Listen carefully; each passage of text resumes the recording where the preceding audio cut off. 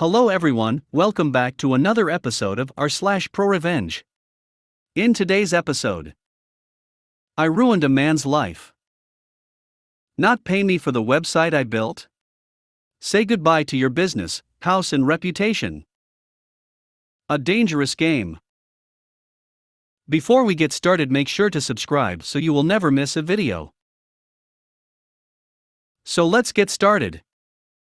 I ruined a man's life. Background.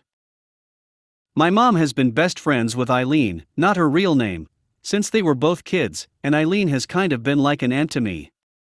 About 5 years ago, Eileen's husband of more than 25 years surprised her by asking for a divorce. Eileen lived about 6 hours away from my mom at the time, and I lived out of state, so I didn't find out how everything went down until a few months after their divorce was finalized. Unfortunately, Eileen's life kind of spiraled out of control after the separation/divorce. She developed depression and a drinking problem. But my mom and some other childhood friends were able to convince her to move back to her hometown, and then they convinced her to go to rehab. I moved back home shortly before Eileen went to rehab, and, because my school/work schedule was pretty flexible, I was able to house sit and take care of some stuff while she was in rehab. The first time I visited her in rehab, I got the whole divorce story, and it was bad. Eileen's ex, Jeff, also not his real name, hadn't talked to Eileen about any problems prior to asking for a divorce, so she just assumed he fell out of love with her. But I was immediately skeptical about the things Eileen told me.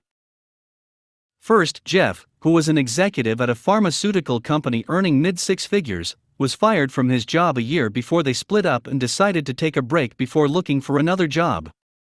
It was weird to me that Jeff decided to take a break from work because he'd always been such a workaholic. Eileen hasn't worked in years because of a disability, but she has some property and a trust her parents left her that lets her live a comfortable life without working. Jeff and Eileen lived off money from the trust while he was unemployed. Then, after Jeff said he wanted a divorce, he refused to go to couples therapy or talk about why he wanted the divorce. The only thing he would say was that they had grown apart and that he was sick of being with a woman like Eileen. He said Eileen's mother was right about her. Eileen's mother was a classic narcissist, and she bullied Eileen horribly about her attractiveness, weight, intelligence, etc., which caused a lot of psychological problems that Jeff knows about. Finally, right after the divorce was finalized, Jeff moved out of state, but to a state he didn't have any family or connections in. Jeff's parents are still alive and in their 80s/90s, and Jeff is pretty close to them, so it didn't make any sense to me why Jeff wouldn't move to be closer to them if he wanted to move after the divorce. I didn't say anything to Eileen because I didn't want to upset her, but I thought Jeff might have been having an affair, had orchestrated his unemployment to avoid paying alimony, and then moved out of state to be with his mistress. I just didn't have a way to confirm it at the time. The investigation. Then Eileen asked me to look for a box of Jeff's stuff he had asked her hold for him until he moved into his new apartment. She told me all the info on the box, contents, and his new address was in an email he sent her, and she gave me the password to her computer so I could access the email. This is where I lucked out. It turns out Jeff had used her computer and set up his email on the computer. I accidentally clicked on the app for his email when I was searching for Eileen's email. I decided to take a peek at his email. The first thing I noticed was that he had mostly stopped using that email address 3 years before, which was about 1 year before he was fired. In a folder for digital receipts I found a confirmation email for a dating site, either POF or Match, I can't remember which I think he saved there accidentally. I also found a verification email for a new email address. I started to put together a speculative timeline of what happened. I guessed that about 3 years before, Jeff started an affair, and shortly after, he decided to get a new email address to help keep the affair secret. I wanted to access his dating profile to get more information, so I tried to use the forgot password feature to see if I could generate an email that would allow me to reset the password and log in that way. Unfortunately, the dating site didn't recognize Jeff's old email address. I thought I might be able to get into Jeff's new email using his old email to reset the password and then, maybe I could use the new email to get into the dating website. But I didn't want to risk locking Jeff out of his new email and alerting him until I knew more about what he'd done. And here's where I totally lucked out. The email app Jeff downloaded to Eileen's MacBook had a note feature, and super genius Jeff saved some passwords on notes. Most of the passwords weren't helpful, but I did get the password to the dating site and his Twitter and Netflix accounts. I logged into the dating site using his new email address and the password. I was able to read messages Jeff sent to another woman before he broke up with Eileen. The new mistress sent Jeff her email address in one of the messages. I searched Facebook for the mistress's email address and found her profile. I couldn't read the mistress's posts, but she left her photos public. She had recent photos of her and Jeff, so I knew they were still together. She also posted a photo of a construction crew breaking ground on a new home for her and Jeff, which was interesting because I got the impression from Eileen that Jeff didn't have a lot of money after the divorce. Here's where my background is important. At the time, I was attending law school. I moved back to my hometown for one semester for a legal residency, and I had access to Lexis database, specifically, their public records database. I had spent a good portion of one of my summer internships tracking down property records and other assets to help recover judgments for clients, so I knew how to search for public records. The mistress had purchased several acres in a wealthy suburb several months before Jeff filed for divorce, and there was no mortgage listed on the record. I'd already found the mistress's LinkedIn page, so I knew she worked as an executive assistant before she moved out of state with Jeff. She didn't advertise her salary, but I doubted she could have afforded the property with her salary alone. It's possible she had money outside her salary, but I suspected Jeff gave her money to purchase the land before he filed for divorce. I also found an updated record in Lexis showing Jeff and the mistress as joint owners of the property. I called the county recorder office to confirm ownership of the property, dates, etc. The mistress had filed a quitclaim just 5 weeks after Jeff's divorce was finalized. I was still hesitant to try to log into Jeff's new email, so I decided to check his old email again to see if there was anything else I should investigate before moving to the new email. I didn't find anything, but I noticed that several passwords in his notes were the same. I decided to try to log into his new email using the same password he used for the dating site. I figured the two accounts were created around the same time, so if he had recycled a password, that was the most likely candidate. It worked. His new email was a gold mine. Because this story is already getting ridiculously long, I'll list some of the relevant stuff I found. Jeff hadn't been fired from his old job. He quit and lied to Eileen. I found an email from his admin asking where to have payroll, send his last check and details about a goodbye party for him. Some emails between Jeff and a boat repair person mentioning a leak somewhere on one side of the sailboat near the engine compartment. The repair guy couldn't find the source of the leak, but he talked about current and future problems with mold and the engine on that side. Emails between Jeff and a boat broker, which included the email address of buyers farther down in the string. An emailed report from the boat inspector which didn't include the leak or any mold damage or potential damage to the engine. Emails between Jeff and his contractor about changes made to the new house's sunroom, something about a 3-season sunroom versus a 4-season sunroom, and the construction needing to be modified to deal with the weight of snow. Emails between Jeff and the mistress. They had married. The mistress/Jeff shared a calendar. Some FL*Rudy emails between Jeff and another woman. Emails with info on Jeff's new employer. I downloaded all the important emails and their attachments and started thinking about a revenge plan. Revenge. To my mind, everything was fair game. He lied about being fired, so I wanted him fired from his new job. I suspected he hid his money before his separation from Eileen to help pay for his new house, so I wanted him to lose his house.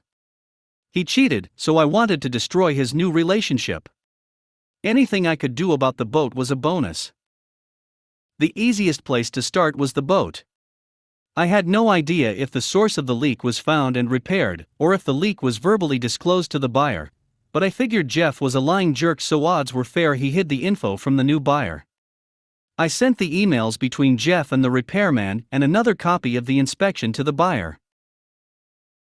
I searched Jeff's county court website 5-6 months later and found out the buyers filed a suit against Jeff and the broker and inspector.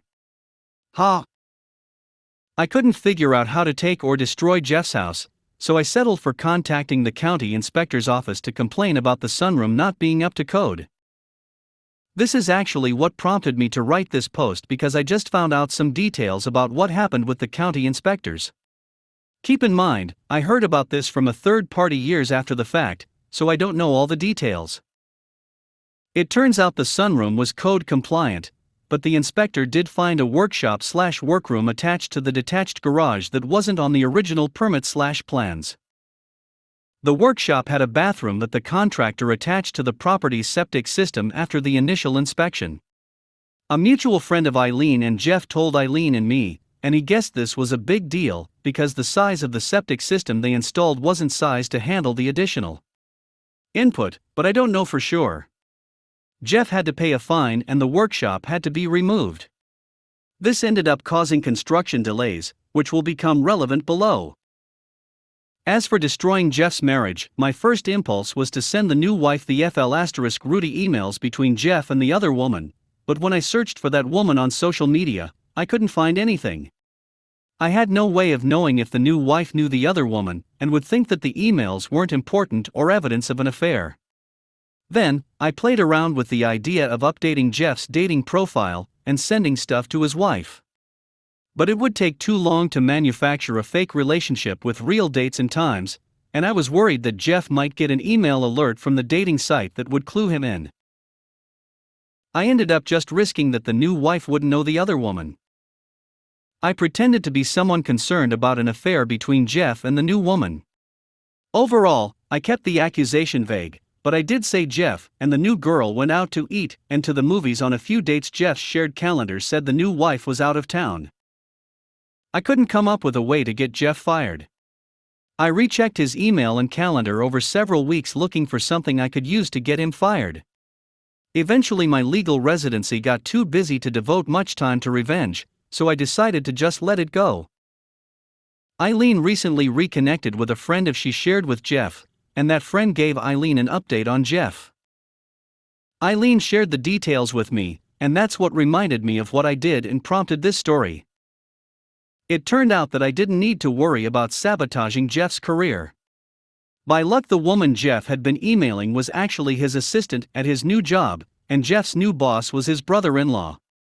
Jeff and his new wife actually moved to her hometown, so she could be close to her family, and so Jeff could go to work for his new brother-in-law. I have no idea if Jeff actually was cheating. He told the mutual friend that passed the story on to Eileen that they hadn't been having an affair. It didn't matter to new wife though. Because she and Jeff got together when Jeff was already married, she didn't have a lot of trust for Jeff. She didn't believe Jeff's denials when I sent the email about him having an affair. She filed for divorce. And Jeff's brother-in-law boss fired him. And since the construction was delayed, the new house wasn't finished when Jeff and new wife divorced. They had to sell an unfinished home, and Jeff took a big financial hit. Finally, these weren't part of my larger revenge plan, but I am pretty petty, so I took the box of Jeff's stuff, mostly photographs, and threw them away. I told Eileen they must have been lost in the move. Signed both of Jeff's email addresses for a bunch of spam, newsletters, mailing lists, etc. Deleted his Netflix watch list. Posted, retweeted, and liked a bunch of porn on his Twitter account and deleted all the accounts he was following. The ending. I never told Eileen what I did because I wanted her to have plausible deniability, and I didn't want to interfere with her recovery. She doesn't know about the boat lawsuit or the Netflix/Twitter stuff, but she did take satisfaction from his divorce and job loss. I probably would have let it all go if Jeff had just cheated, because I had always really liked Jeff. I always thought he was nice, but I was obviously wrong about him. Nice people don't weaponize childhood abuse to mentally torture their wives. As far as I'm concerned, Jeff deserved everything I did to him. Not pay me for the website I built? Say goodbye to your business, house, and reputation. This happened early 2000s. I used to be a freelance front-end dev and a search engine optimization guru. Back then, getting on the front page of Google was pretty simple. Link exchanging was popular but risky. I never did that, but I did have a single website that had serious page rank clout due to it being linked as a trusted source, directly from one of the top and most trusted websites in the world. I would use this website for the best clients to get their page rank and search engine position, leapfrogging other, older, and more trusted websites. One day I was approached by someone I'll call Bob. Now Bob sold travel packages. He needed to revamp his basic, existing website, with a complex website built with pretty tricky back-end coding. I could do the front end, but I had to hire a back-end dev to build the functionality. Bob had a major launch in a month's time, and it had to be ready. I usually ask for 25% deposit up front, but Bob said no, he was stung by the last dev, and wasn't going to lose any more money. Now, from the moment I met Bob, my gut was telling me this was going to end badly. The problem was I needed the money, and it was worth quite a lot of money for me and the dev. I skipped the deposit on the promise he paid in full before it went on his server. Bob agreed. For an entire month we worked day and sometimes all night to get this done in his timeframe. With a day to spare we had done it, and I'd never been so proud of what we had achieved. I was honestly excited to show Bob. The next day I sent the link to my test server, and he phoned me to discuss it. Bob said everything looked good, but he was worried his server's PHP version may be too old to run it. I assured him it would, but he said he was too scared it'd want, and we would scrub our hands of it. We went backwards and forwards, but he was insistent the site has be uploaded and tested on his server before he parts with a penny. I chatted to my dev. He didn't like it either but agreed we would upload our work onto his server. Bob gave me the FTP details and server login, and I uploaded the site. I told him it was live and then nothing. I sent several emails and then phone calls. The emails went unanswered and the phone went to voicemail. Sensing a major problem, I rushed to my computer, fired up my FTP program to delete our work on his server and access denied. He had locked us out, and the following day he went live with our work.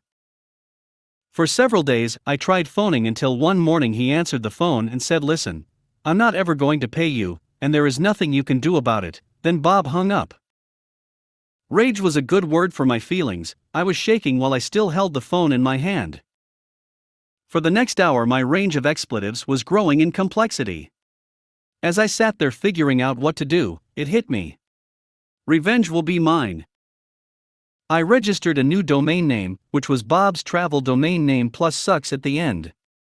If Bob's website was called bobstravel.com, I had purchased bobstravelsucks.com. I uploaded our work, basically an exact mirror of his live website, onto my new domain. I used my all-powerful mega page rank domain to link to my new s**ck's domain.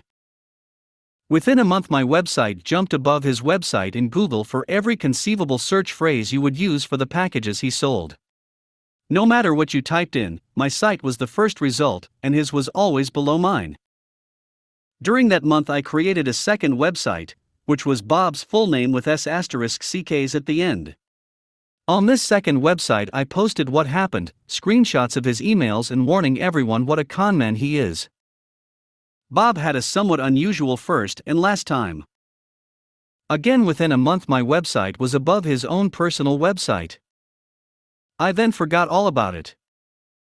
About 4 months later I get a cease and desist email from a solicitor's firm. A quick Google showed the solicitor's firm was made up and didn't exist. I replied back with, "I'm not ever going to take them down, and there is nothing you can do about it." Every now and then I'd get emails from people he had conned by taking their money for a travel package, but never booking their package.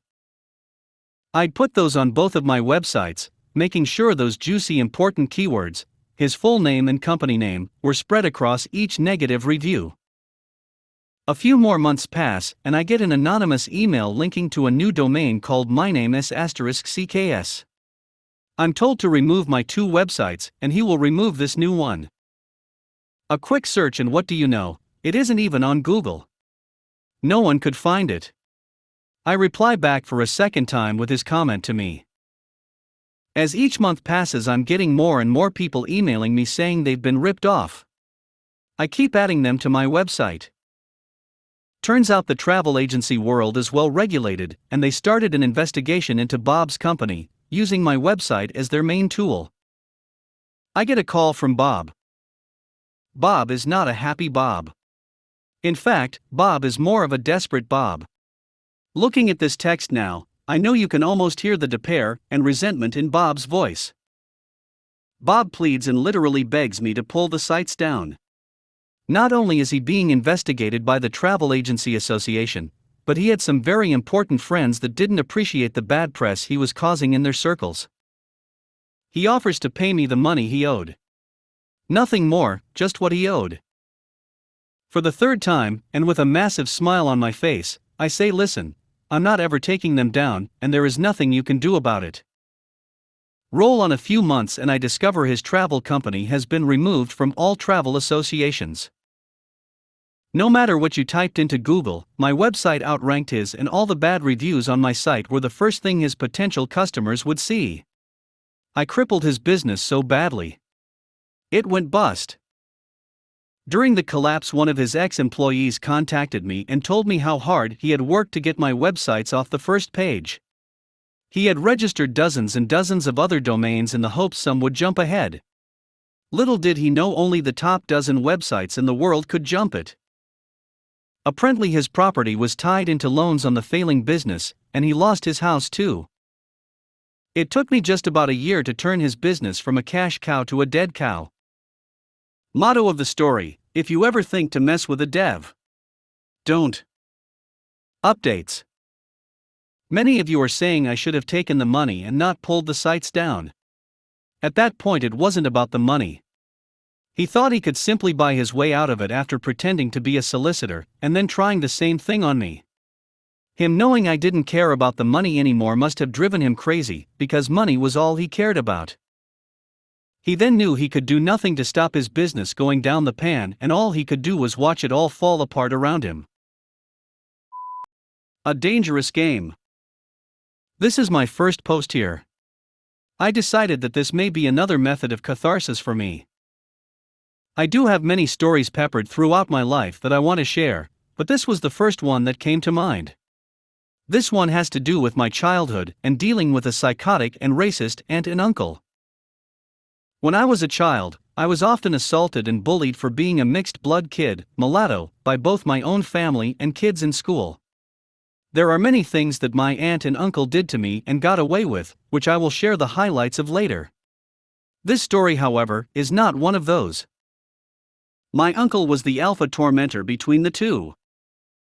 Both my aunt and uncle still lived with my grandparents, so there was no way to avoid them, because I had to go to my grandparents' house after school while my dad was still at work. My uncle liked to play games with me in order to turn me into a fearless pit dog, as he put it, when I asked him one day why he was tormenting me so much. When he said that, the fact he was being completely honest as well as smiling about it, I decided right then and there that this man was my enemy and would have to deal with him accordingly. If he wanted a pit dog, he was going to get one. After overcoming my shock of his honest answer, I said, "Fong you, uncle. Just fong you." One of the games that he loved to play was chasing me down the road to my grandparents' house, which felt like an honest attempt to literally run me over. He'd always do this as I was walking home to my grandparents' house after school.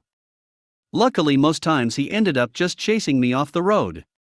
The game started like this: he would stop his truck at the end of the road that my grandparents' place was on and rev the engine of his truck 3 times. That was the signal that the game was about to begin. After the 3rd rev, he would hit the gas and come screaming down the road toward me. I would have to leap off the road to avoid being ran over. After at least a couple of months of dealing with this, I had enough. I was tired of feeling afraid of walking down that street. I thought it over for a while before I decided I would get revenge. On the days when I wasn't being chased, I started to count how many steps it took to get to an old stump on the side of the road that was hidden by briars. I'd walk backwards just so I could eye the distance between the end of that road and the stump so I would know when to run. 17 steps. It would take 17 steps from the time he would start roaring down that road at me to get to that stump. The day finally came about a couple weeks later. When I heard his truck, I wasn't afraid anymore, I was angry. As per normal, he revved his engine 3 times then gunned it around the corner. I waited until he was close enough before I ran as fast as I could up the side of the road and behind the stump, throwing my backpack into a deer trail I could jump into in case my plan failed, then quickly turned towards the stump and the oncoming truck bearing down on me. As expected, he followed me up the side of the road, too fixed on me to pay attention to where he was going. The next few moments were beautiful. The briars parted like the Red Sea, and to my delight I saw his eyes go wide as he realized what he was about to smash into. He yanked the steering wheel to the left, his front right tire going over the stump which launched him into the air. As he flew past me, I could see the look of terror on his face and grinning madly, I began to shout insults at him as his truck nearly flipped in midair. Instead of flipping, the truck roughly came back down on 4 wheels, and he continued down the road to my grandparents' house and parked in the gravel driveway. I grabbed my backpack, ran up the trail and hid. I didn't come out until after dark when my dad came to get me. I knew the sound of my dad's car, a Datsun B210, so when I heard him coming up the road, I immediately came out, waved him down, and quickly jumped into the passenger seat. My dad asked me concerned as to why I was out there. At first I just kept telling him over and over that we needed to just go straight home, and under no circumstances go to my grandparents' house. When my dad kept asking why, I finally told him everything that happened. Without another word, he turned the car around, silently fuming, and drove us home. I don't know if my dad talked to my uncle after what happened, but what I do know is that game never happened again. That game at least.